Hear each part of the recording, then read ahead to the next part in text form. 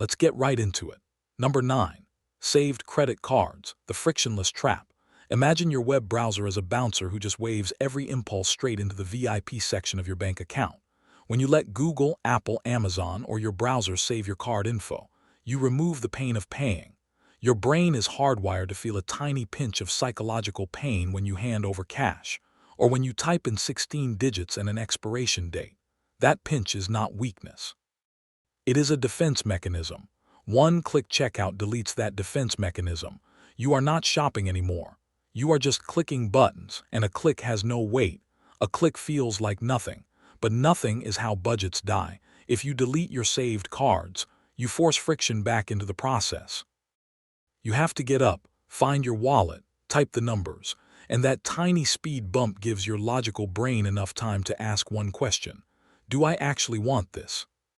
People who remove saved cards often cut impulse spending by almost 30%, because laziness is expensive and friction is protective. Number 8. The cheap goods tax, buying trash to save pennies. You buy $20 work boots. They feel fine for a month. Then they start peeling. The sole separates, your feet hurt, and 6 months later you buy another pair, then another. Meanwhile, someone else buys $100 boots. They wear them for 5 years. After 5 years, you spent $200 on boots, and your feet still hurt. This is the boots theory of socioeconomic unfairness. The idea that being broke is expensive because the cheapest option forces you onto a miserable, low-quality payment plan. And it is not just boots, it is mattresses, winter coats, office chairs, laptop chargers, headphones, kitchen knives, anything you use constantly. When you buy the absolute cheapest version of something you touch every day, you are not saving money. You are renting discomfort. You are paying for replacements. Over and over, and you are paying with your time and your sanity too. Cheap becomes expensive when it breaks on schedule. Number 7. Buy now, pay later, time-traveling theft. Klarna, Afterpay, Affirm. These innocent-looking buttons at checkout are financial assassins. When you split a $100 jacket into 4 payments of $25, your brain categorizes the jacket as a $25 item. That is the trick. It is not math. It is psychology. You are time-traveling into the future to mug your future self, just so you can have a sweater today. These services separate the joy of getting the item from the misery of paying for it. Dopamine now, consequences later, and later is where people get crushed, because later stacks. You end up juggling 6 different microloans, each one only 25 or 30 bucks, and then payday hits, and your checking account is already bleeding before you buy groceries, and you are sitting there thinking, why do I feel broke even though I am not buying anything? Because you already bought it. You just spread the pain across time so you could pretend it was cheaper. Number 6.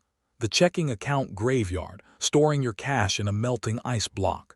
You feel responsible because you have $5,000 sitting in your standard bank checking account. You think, I am safe. But that money is quietly suffocating. Traditional banks pay you something like 0.01% interest. That is basically nothing. Meanwhile, inflation eats away at purchasing power by 3% or more per year in many periods. So even if the number in your account stays the same, what it can buy shrinks. It is like storing your emergency fund in an ice block that melts a little every day. And you pretend it is not melting because the block still looks like ice.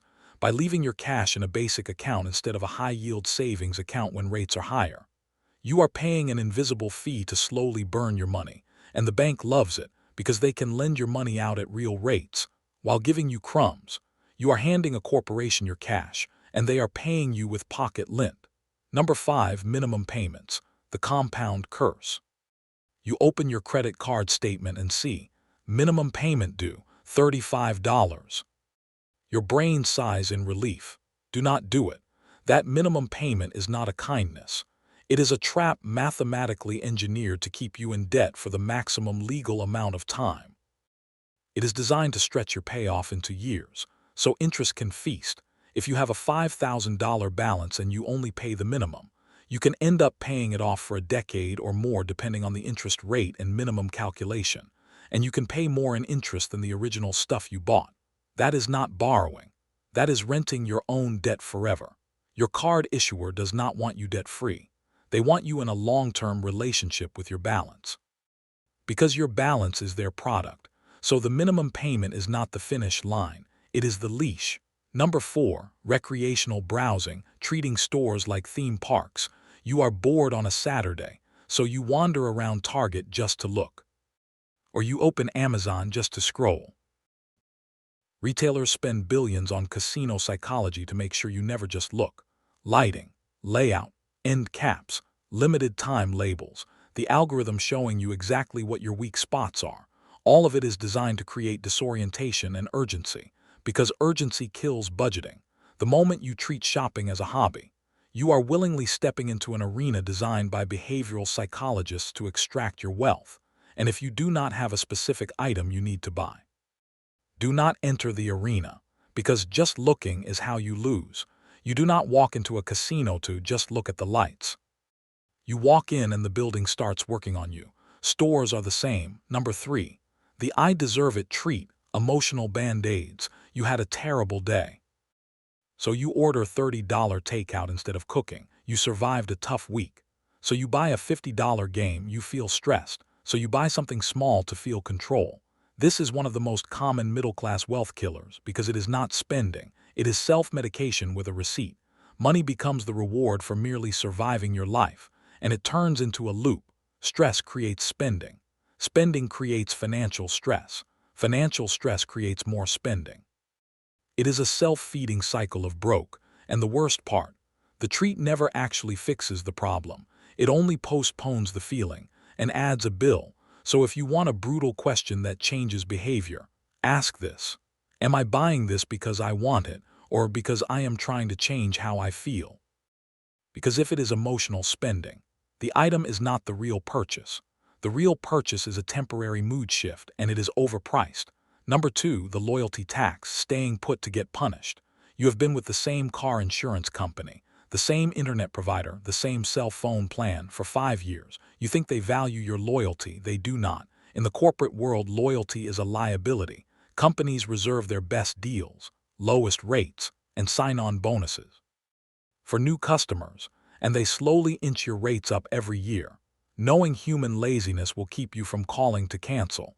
You are subsidizing the discounts they give to strangers. You are paying extra so someone else can pay less. So if you have not checked competing rates in 12 months, you are likely getting taxed for being easy. And that is what loyalty often means in modern billing systems. Easy. Number 1, lifestyle creep, the invisible treadmill. You finally get that $10,000 raise, and instead of investing it, you instantly upgrade your apartment, lease a slightly nicer car, start buying pricier groceries, add subscriptions, add convenience spending, add adult upgrades. A year later, you feel just as broke as you did before the raise. That is Parkinson's law. Expenses expand to meet income unless you violently force them not to. Your brain will always find a way to spend surplus money, because surplus feels like permission. And this is why people making twice as much as they did at 25 can still have the same savings at 35. Basically nothing, not because they are cursed, because their lifestyle grew to match the paycheck. So the fix is not motivation, it is automation. If you do not aggressively hide your raises from yourself, by routing them automatically into savings and investments, your lifestyle will eat them alive, and you will stay premium broke forever, broke with nicer packaging. So that is the list. Saved cards, cheap goods, buy now pay later, dead checking accounts, minimum payments, recreational browsing, emotional treats, loyalty penalties, and lifestyle creep. None of these habits feel like financial emergencies. That is why they are dangerous. They are slow leaks, and slow leaks sink ships. If you want to turn this into something practical tonight, pick just one habit and kill it. Delete your saved cards, or cancel one subscription, or stop recreational browsing for 30 days, or call one provider and ask for a better rate, or increase your automatic transfer by a small amount. One lever, pulled consistently, beats 10 goals you never follow. That is all for today. I'll be making similar videos in the future. Subscribe to see them, and tell me in the comments which one of these habits hit you the hardest. Number 9 through number 1.